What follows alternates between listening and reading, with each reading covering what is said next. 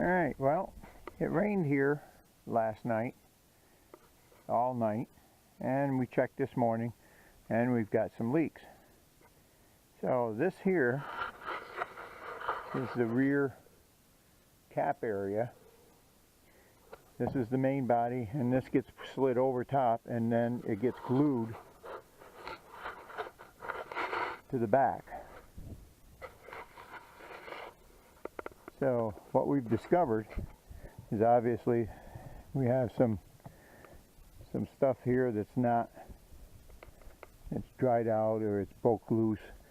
Some of this could have broke loose because we took the body off, and you know, it gets twisted around and it's just hard and it doesn't flex well. So what we've got to do is we've got to take and chip this all away, and then we will then clean this up and we'll reseal this with a really good sealer. Not sure if I'm going to use just silicone or if I'm going to use a Tot'r product. And obviously Tot'r would work on the top, and then we'll have to reseal this side. The side actually does have silicone or a flexible sealer, and that's coming loose also. So we're going to peel this all out and we'll reseal this whole rear cap. Okay, what I've done is I chipped away all of the broken stuff on the top and underneath, and what I did is I just used a bristle brush, and this is just dish detergent and water, and scrub this area, and I'm just going to use some regular hot water and a rag and wipe this all down, wash it all down. What happens a lot of times with the fiberglass, and you'll see this on a regular RV roof, is this growth. It's an algae from what I understand. That's what I've always been told. And it'll grow. It'll grow right into the fiberglass, and it deteriorates fiberglass. I've seen old Corvettes that were parked for years and then brought out of, and they were just, and had to replace whole panels because they were spongy, and because this stuff had grown into the fiberglass and deteriorated it. So if you have a fiberglass roof, you do need to take care of them. You gotta clean them. You gotta get rid of this algae. There's stuff that you can buy. I find that just a regular detergent and a stiff brush and clean it well, but what we're going to do now is we're going to use a Tot'r self-leveling sealant that you would use on your vents, etc. We're going to use that on this crack here.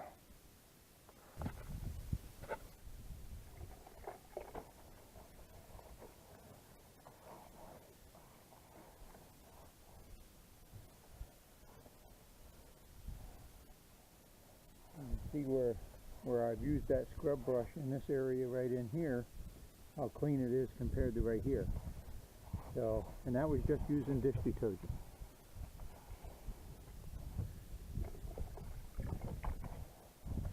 I'll get all the soap out of here.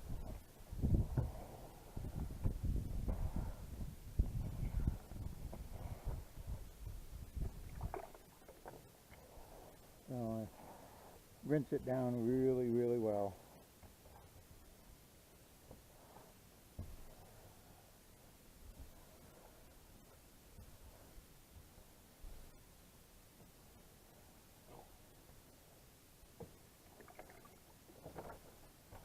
I also have a few other leaks. The clearance lights on this are 2-inch round with a rubber grommet, and I'm sure they're old. I'm not sure how many motorhomes would use this kind of a light, but if you do, you have to be aware that's another potential area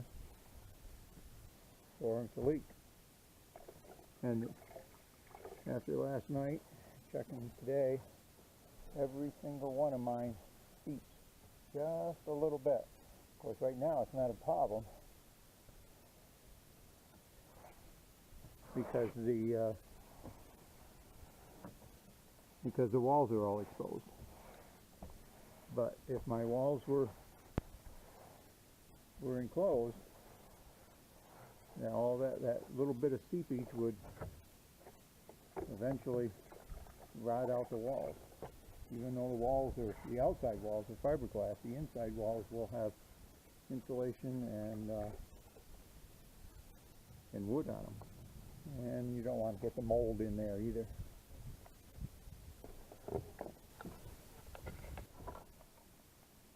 Alright, well, we got this pretty clean. And it's dry. So now we're going to put the Tot'r on it.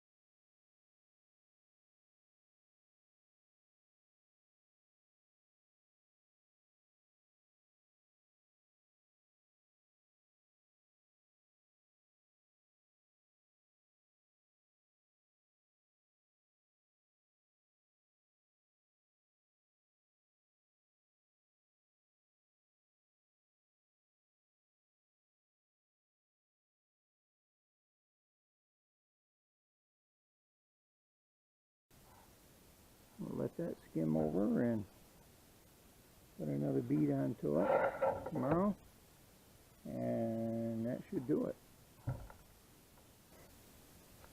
Alright guys, here's the end result of our doing the Tot'r on the crack that was on this back cap. I decided not to put another layer of Tot'r on this because it sealed pretty good, and I think it would just be a waste of material. And what you see on here now is frost. It is about 30 degrees here right now, and it was down to 22 degrees last night, so it got pretty chilly. So I think this will be good for right now. It doesn't leak. We've had several days of rain on and off since I've done this, just to make sure that it didn't leak. So we will move on to our next step. If you like our videos, give us a thumbs up. Don't forget to subscribe, and you won't miss any of our future videos. Catch you later.